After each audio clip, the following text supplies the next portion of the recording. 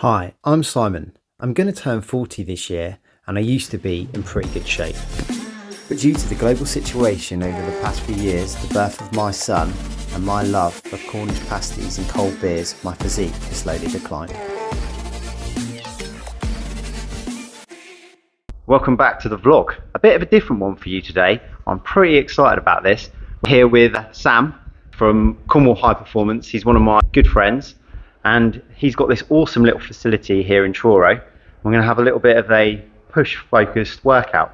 Yeah, looking forward to it. So it's going to be fun. Going to start with a little bit of dynamic kind of movement prep, and then get into a bit of push. Some extras, aren't we?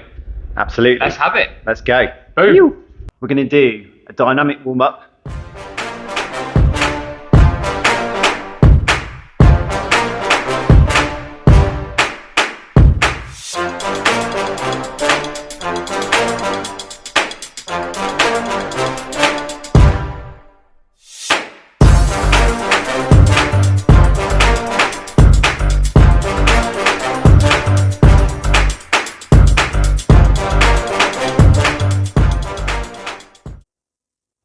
So we'll see what Sam's doing here. He's driving forwards.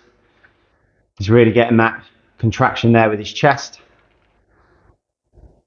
Trying not to let his delts take any of the load. Yeah, squeezing together at the end. And really, you can go light with this, Sam. That's what I think. To start with. This is only what, 10, 20 pounds? Yeah. And there's definitely some feels going on for sure. Yeah. This is not something where you need to load up. Just looking to get the activation of the chest the whole time. And just think about form. Like, I can feel my chest working through the whole range of this movement.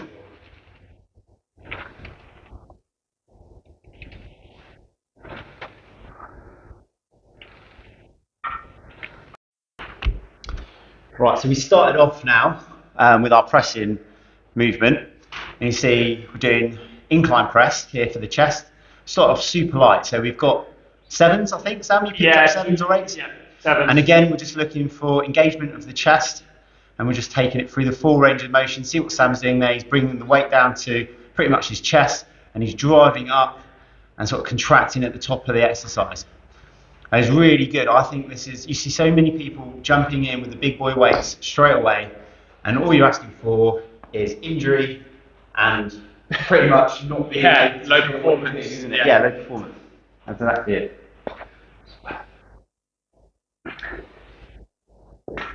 You won't see anything after this side. I apologise because of the lights. Oh yeah, it's pretty light. No, you'll see what I mean when you jump off. Yeah, Sam's got some very decent lighting in here. Bump the weight up a little bit now for the sort of second set, or for part of the warm up. Sam's picked up 17s or 20s or something like that. And again, we're just looking for activation and just really feeling the movement.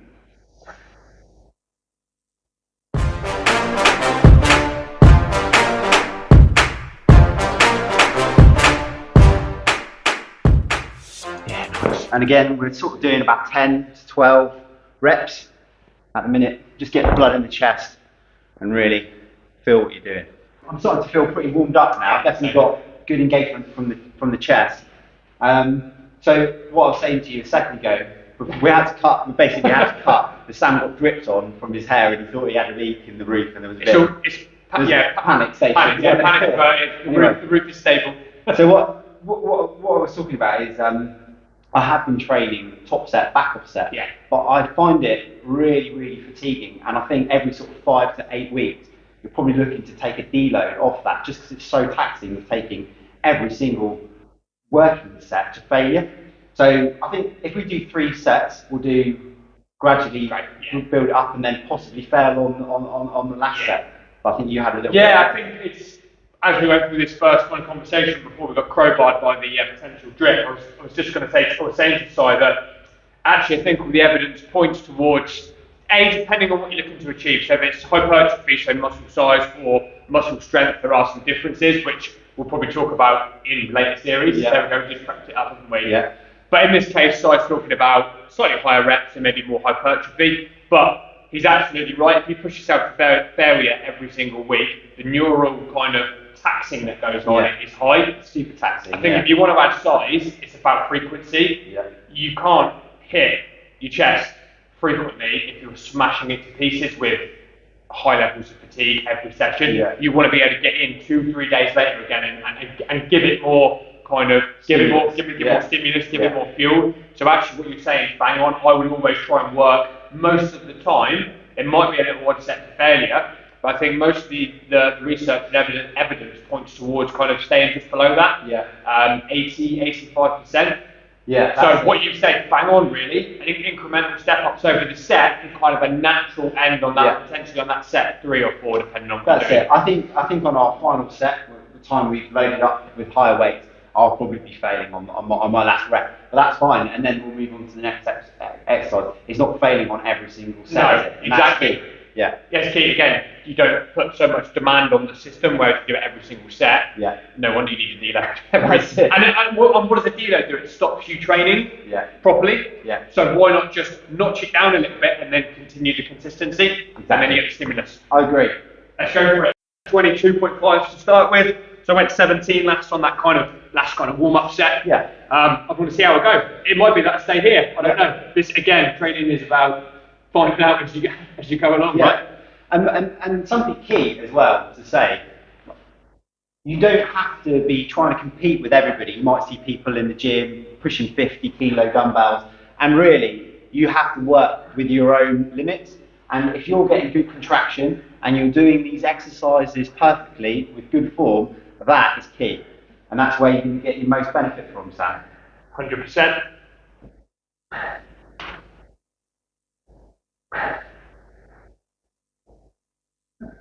Nice. So Sam, how many did you take that to roughly? It was about 10, I think. 10, yeah, perfect.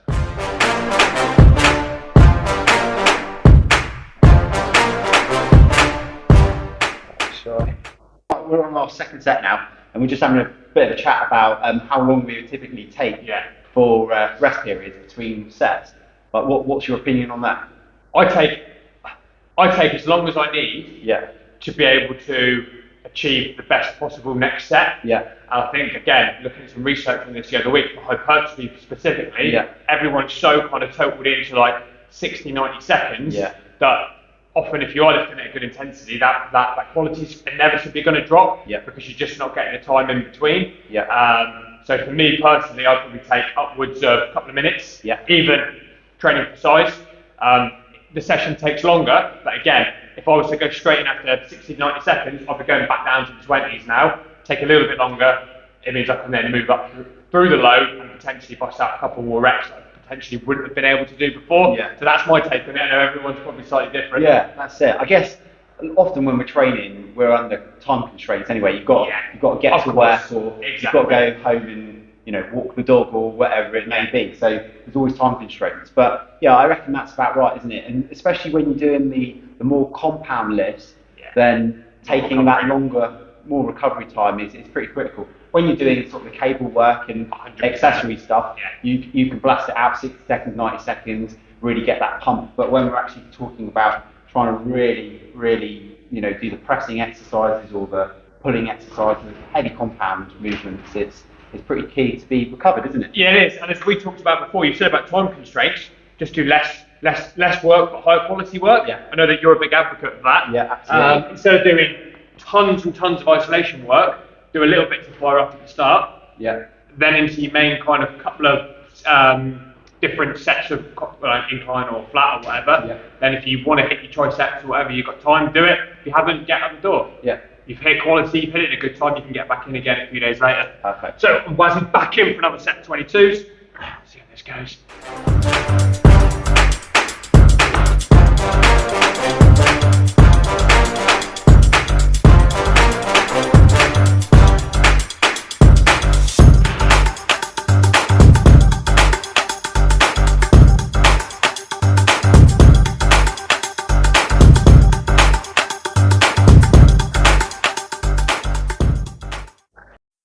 So I've bumped this up to 30 kilos now. Again, going back, we're not in competition, we're working for ourselves, so you shouldn't try and compare yourself to anybody else. So Sam's working a little bit lighter than me. We do some other exercises, down the line next week with legs or back, and he's going to probably lift heavier than me on some of those exercises. So don't compare yourself to others, and you've just got to work for yourself and make sure you're doing these exercises correctly with proper form. That's key.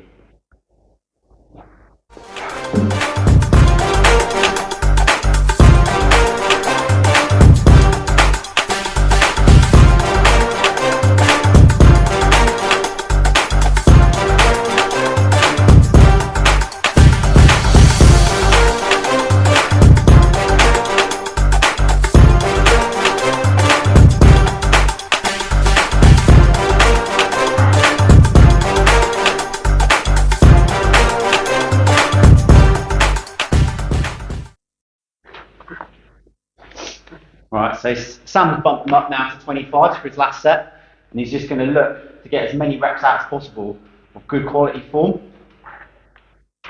So whether it be 6, whether it be 8, whether it be 10, he's just going to push it. All good quality. See his form's almost perfect. Concentrating on really getting that activation of his chest. Well done, Sam. 7 or 8. Yeah, happy with that? Yeah, good. So last set for me, 32.5s, and let's just see how many we can get.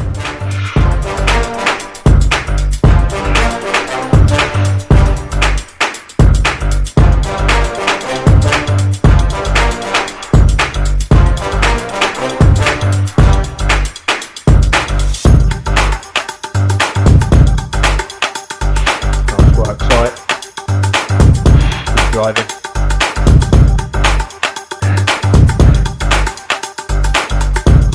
There we go, good man.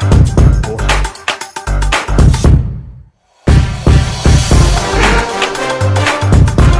Top work. We've just been having a conversation about how to sort of approach the next exercise in our routine here. Typically, after doing a heavy pressing exercise, I wouldn't automatically move on to another heavy pressing exercise. Yeah. I feel like I'd be really fatigued now. We put the notches up on the bench there and started doing dumbbell press or barbell press. So now I would probably concentrate on a more bodybuilding aesthetics feel and concentrate on lateral raises and trying to get some blood into my shoulders and concentrate on building some sort of thickness up here. Yeah. But that's very different on the way how you would approach it, because you're coming from, I don't know, sports discipline. This is what you need to do to be better at your sport, isn't it? Yeah, I don't think there's any right or wrong here, actually. I like that approach. It depends what you're trying to achieve, doesn't it? Yeah. So my thinking was, again, it's depending on goals. If I go and sort of pre-exhaust the delts a little bit with something else, I'm then going to come to my pressing movements later on and be even more, potentially. Yeah. But then I do see a merit in having a little bit of recovery, something a little bit lighter. Yeah. So again, it's all down to what you're trying to achieve. So actually, doesn't for me today it doesn't matter either way. Okay. I just think for people at home that listen to this, are you looking purely for aesthetics? Yeah. If so, then that direction's a bit better. Are you training because you have another goal? Then you might want to look at what you do. Sport specific. Yeah, if you're a runner or something like that, then you probably won't be doing this. No, exactly. But if you're training for training's sake, then this is a good way to go. Which, let's face it, a lot of people do, don't they? That is certainly where I'm coming from it. So I don't train for any specific reason other than to look a little bit better in a pair of shorts down the beach. Yeah. And I think probably a lot of people do. But when you're someone like yourself who's a strength and conditioning coach, then you're dealing with athletes, aren't you? Exactly. Well, their sport is their primary thing, and then in here is designed to supplement that, not the other way around. Yeah. But we're training in your in my remit. Besides 3 minutes today, so it looks like we're going to be going to a bit of lateral raises. I'm all for it. Let's go. So I picked up light dumbbells for the first set. I'm typically sit on the end of the bench here. I'll lean slightly forwards. So this is going to be a pure isolation for the lateral head of the delt. So I'm just going to sit forwards like this and just build up. And I'm going to go sort of about 10 to 12 on this first set. Again, I kind of look at this as a bit of a primer before we move on to the working weight. And again, with these kind of exercises, you don't need to go particularly heavy. You're just looking for that mind-muscle connection with your delts.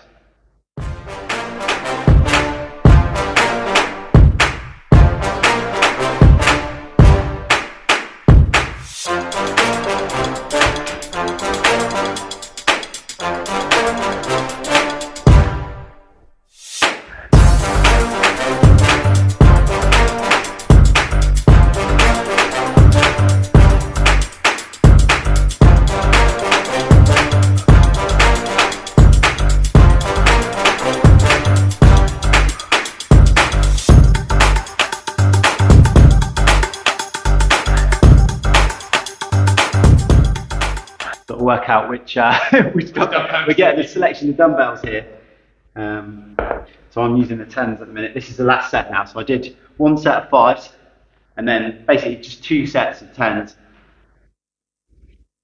and I'll take this to failure.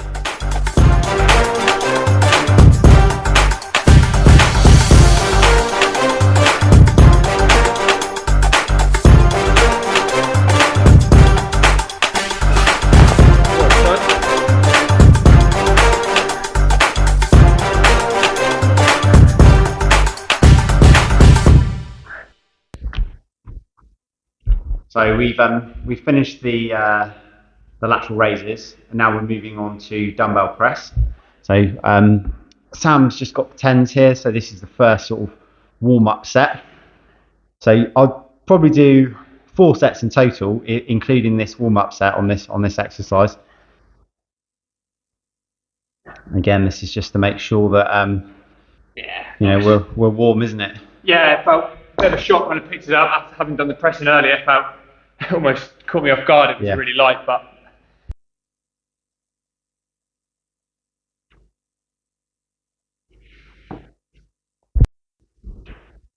right, this is like the first working set that Sam's got here.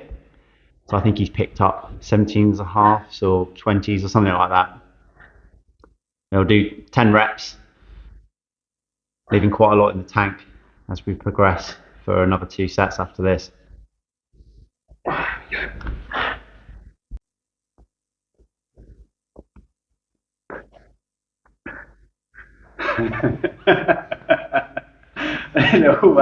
little side flex. I'm doing that one. So I picked up the 22 and a halves, and again, just 10 sort of reps.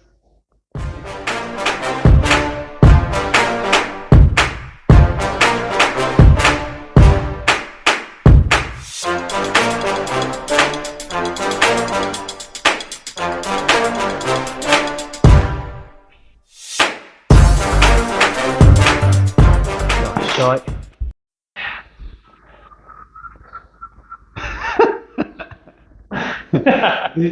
I mean, like Sam. That wasn't obvious at all. Yeah, Sam's coming round to vanity stuff because he's realised you get a little pump on, and I don't get many opportunities in here. There's no mirrors either, so I'm gonna exploit it today with Sai. Yeah, get a bit of vanity stuff, Sam. Well done.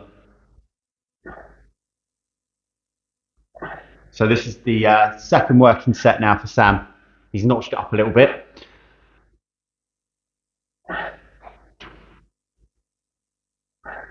Again, he'll probably sort of leave 1 to 2 reps in reserve, something like that. There we go. Well done, mate. So I picked up the 25s now. So again, same sort of thing as Sam. I'm going to leave a couple of reps in reserve on my second set.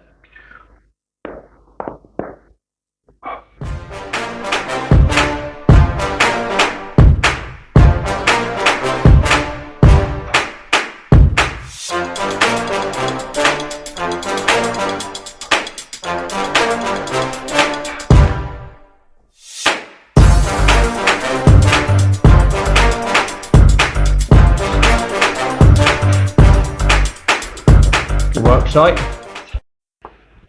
Up again. Don't know how many I'm going to manage, but I'm going to take this last one to failure pretty much.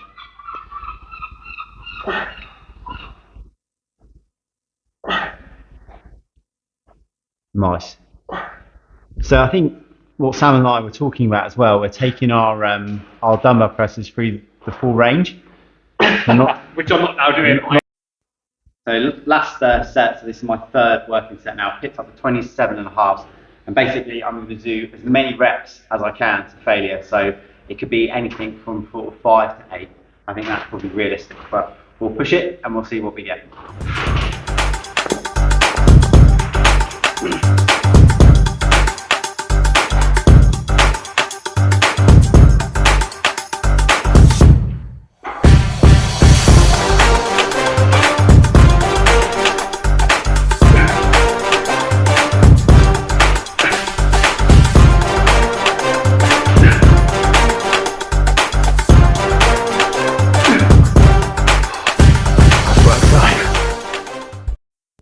So we're going to start off with a tricep pull down now. Typically I sort of bend at the hips, and then I'm really concentrating. I've got a light weight on here, again, as a bit of a primer, but really I've got my elbows locked in a set position, and I'm just concentrating on driving down and feeling that squeeze in my tricep, allow the weight to come back up and drive back down. And concentrating on that squeeze.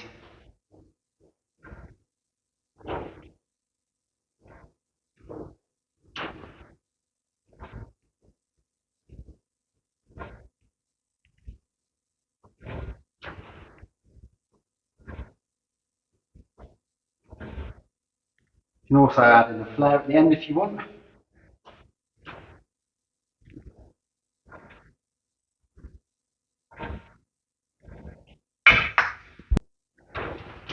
So you see Sam's got that athletic posture, and he's keeping his elbows fixed, but he's driving back and he's squeezing his tricep at the end of the movement, so he's getting full range of motion. As I can feel. And we've got this light at the minute, so we'll bump this up in a second.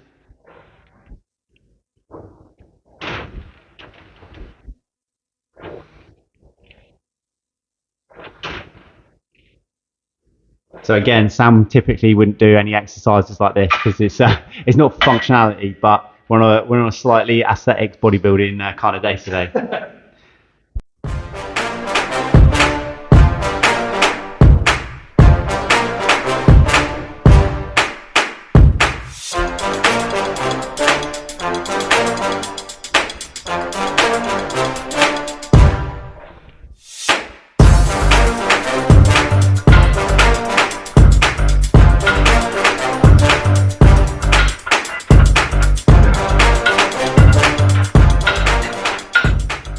That's me done. A nice pump. Much like me, just died, didn't it? Yeah. So Sam's last set now, and this is our penultimate exercise for this session. So we haven't really gone nuts with any of the sort of muscle groups that we would typically target with a push workout. So triceps, chest, all dealt, but it's enough. And you. Died. Absolutely. Our last exercise now, we're going to do dumbbell skull crushers. So I've got bench on a very slight incline. And again, it's all about keeping that elbow locked and engaging the tricep throughout.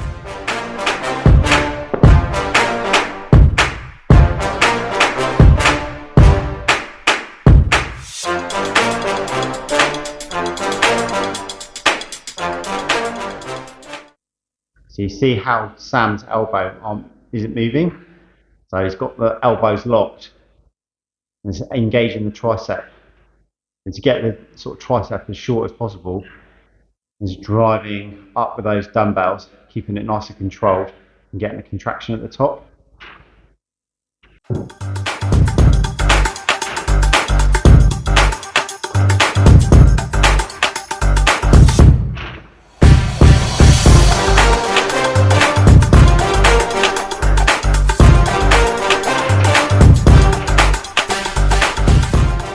What I would love a little dip machine. Yeah, dips are a good one for triceps. I'm a big fan. I do a lot of weight dips at the minute.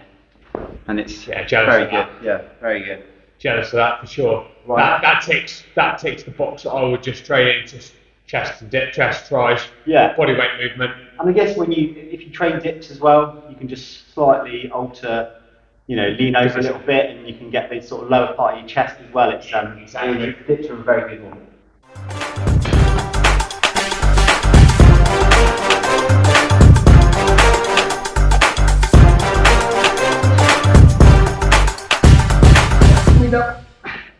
Last set now for Sam. Just repping them out basically. Just finishing off. Really good quality actual push session today for us.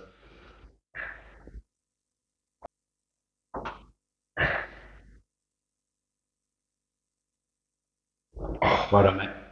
Good quality session that was, wasn't it? Yeah. Yeah, we didn't do that many exercises on each muscle group, part of the push workout, but overall, feel like good target for the chest, excellent target for the tricep. My triceps are actually pumped out. Yeah. And delts as well. Also taking a bit of battering. Like obviously your front delts are going to take a huge hammering from any pressing movement, aren't they? So the only thing we haven't done is rear delts. Pick up on a back exercise day or a pull day. Yeah, we were just saying off camera, weren't we? I think we've hit the workout well because every area that we've hit has immediately hit some fatigue and some feel, which means we're probably loading it right. We're getting good range of motion and good contractions there. I am certainly a little bit fatigued through delts, chest, and triceps. So cheers, Si. You've killed me. Good stuff. So today it was more of an aesthetics kind of session. Next time we come and meet Sam, we're going to do one of his sessions where he's going to be a bit more sport specific, a bit more strength and conditioning focused. Cheers, mate. Nice.